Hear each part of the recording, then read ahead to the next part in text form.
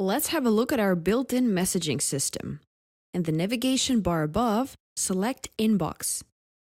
In the chat room, on the left side, you can see all your active conversations.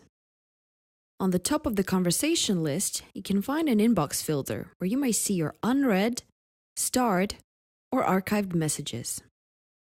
Next to the inbox filter, you can search for existing conversations by keywords or by the name of the brand you're looking for.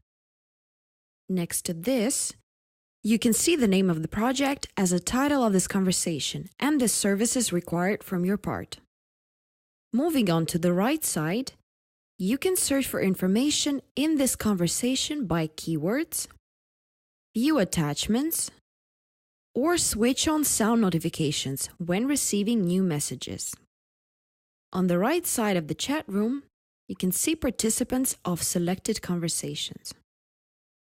The lower field is dedicated for composing messages. To send a message, click on the arrow sign. Now let's have a look at the small icons menu, right of the reply field. Click on the pound icon.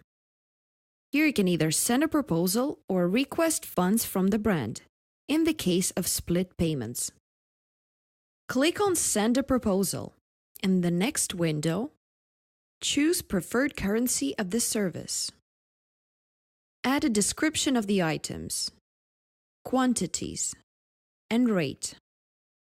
If there is more than one style or types of clothing, click on New Entry. Add relevant VAT, payout terms, the proof of completion of the job, delivery terms, and more details about the terms you have previously agreed with the brand. After you finish, click on Send. Let's have a look at the parcel icon. Here you can add shipping details of the parcel you're sending so the company can stay up to date.